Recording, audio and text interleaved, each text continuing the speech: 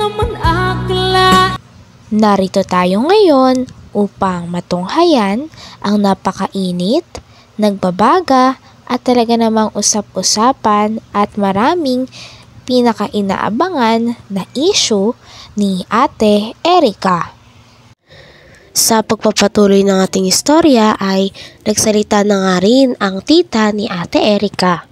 Ito ay dahil mali daw ang sinasabi ng mga e-lovers na nakakatanggap pa raw sila Lolo Miguel ng pera galing kay Ate Erica. Nasa ospital, nasa kasayahan sila, nasa paliguan, kung sino-sinong kakit. O yung lula niya, nagsasalin ng dugo, nag-isa lang. Hindi ba kayo bibigyan ng pera? Nila sila may? Wala po yan. Erica? Wala po yan. Kailan kayo huli binigyan ng pera? Nung lang po, nung nakabablog pa kami kay Ram. Ay, kay Kalinga Prab, yung ginablog pa kayo. Yung mismo galing sa kanila, na galing sa nila Erica, nila Sheila May, galing kay John A. Ay, wala po akong ganun. Wala kayong binigyan? Naibigyan lang sa akin pera. Pag yung ibinili ko talaga ng sangkap ng bahay nila at inutusan ako nila. Hindi mo naman sa iyo yun? Hindi sa akin. Hindi sa iyo. Hindi sa akin. So wala talagang binigay sa inyo? Lang naman. Ngayon, bakit po kumantong siniraan kayo sa social media? Bakit kayo siniraan? Siguro ayaw na kaming mapapunta sa bahay nila. Yun nga nangyari, nasa ospital kami, umalis sila itong walang paalam, di kami nagpaalam, naroon lang kami. Parang ang gusto yata po nilang palabasin.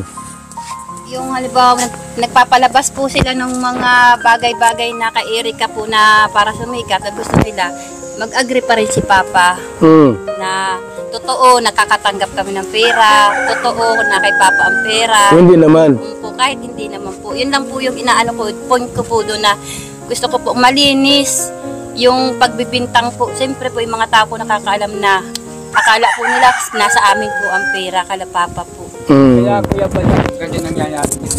Kaya ganyan ginagawa sa amin. Dahil doon sa sasabing pera na dahil sa amin buwan-buwan, sila ang kumukuha. Ang biyabato, nasa amin. Wala naman sa binibigay. Kaya sumikat, magkaroon silang pera. Kaya ganyan yung sabihin nila. Bigyan sila ng bigyan sa kanila. Hindi mabibigay yung lula niya. Ginagamit lang ako. Ginagamit kami mag-asawa. Si ano ang stand ni John A?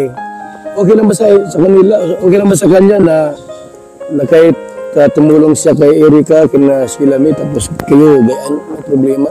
Okay lang kay John A yun? Nung wala sa kanya? At nag-uurosat naman po sila. Kwarto ko, naalis sila, napunta doon sa bomba. Kasi nag-uusap, matagal. Di ba? Nakikialam. Kala ko kung ano lang ang pinag-uusapan nila. Sa telepono? Sa cellphone. Buti may signal dito? Meron kami. May wifi dito. So wala pa itong bahay, dito sila nag-i-stay, nakatira. Nag-kiss ko, hindi lang. Sino naglagay ng wifi sa inyo? Ikaw nagpa-wifi ka? Okay, so ngayon, paano? Binunyag nga rin ng tita ni Ate Erica kung sino nasa likod ng pag-alis ni Ate Erica sa Kalingap. So hindi pala totoo na ang dahilan ni Ate Erica ay ang kanyang pag-aaral dahil may iba pa palang motibo si Ate Erica at ang kanyang ate sa pag-alis ng Kalingap. Ikaw nagpa-wifi ka? Okay, so ngayon, paano itong si Torres nakapasok sa kwentong ito? Si Amy Torres, pang ano ko po dyan, bago nagbablog po si Kalingap, bago po lumalakas ang Erica, kausap na po yun ni Sheila May, wala pa po John A. Sino?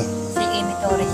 Wala pa si John A, nandyan na yan si Yan na po yan. Yan na po ang kautugan. Amy Torres, okay.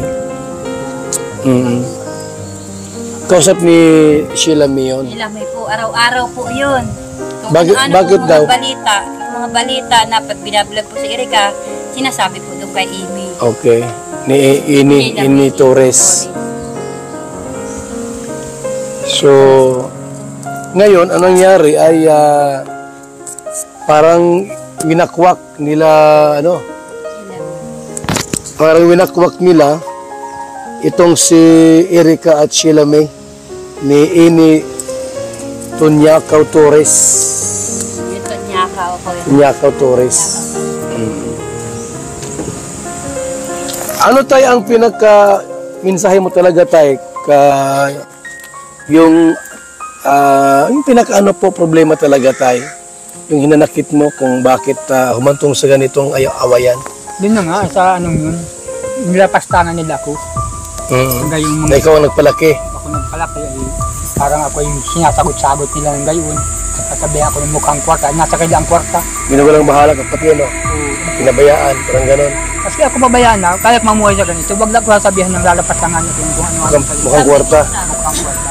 Eh nasa kailang pera naman, di magagahawak ng pera, kahawak lang kung utos nila. So, yun lang naman. Hindi ako yung inutusan, hindi. May ingat, tinulungan ko sila. Kung di ako magtulong doon, wala din yung bahay nila. Sa kapatid Kuya Bal, kung nasa amin ang pera, bakit po kayo magtsatsaga sa provincial? Doon namin uli-uli dinadala si mama na naglalakad lagi ng papalakadan nila para po manghingi lang ng tulong. Nandiyan po ang mga resibo. Walang tinulong sila, ano? Sila may sa...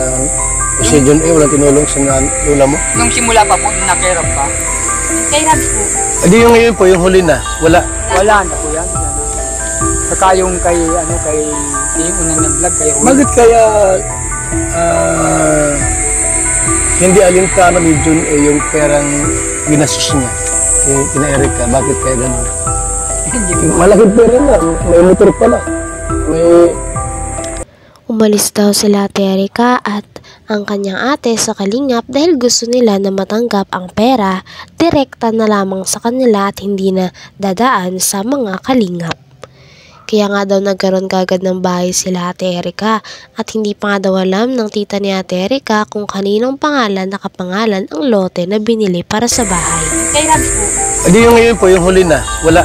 Wala na po yan. Saka yung kay yung unang nag-vlog, kay Juan. Bakit kaya hindi alintana ni John A yung perang ginastos niya kina Erica? Bakit kaya gano'n? Hindi mo. Malaking pera na, may motor pala. May Max, tapos may Kasi tricycle. po talaga si Sheila, hindi po namin alam kung kanino nakapangalan. Yung Yung lote. Anong lote? Yung lote sa dahil. yun ang gusto ko rin malaman. Alamin natin lahat kung... Basta po nalaman lang po namin, bumili silang mag-asawa ng lote sa dahil. Pero sinabi itong motor para sa pamilya.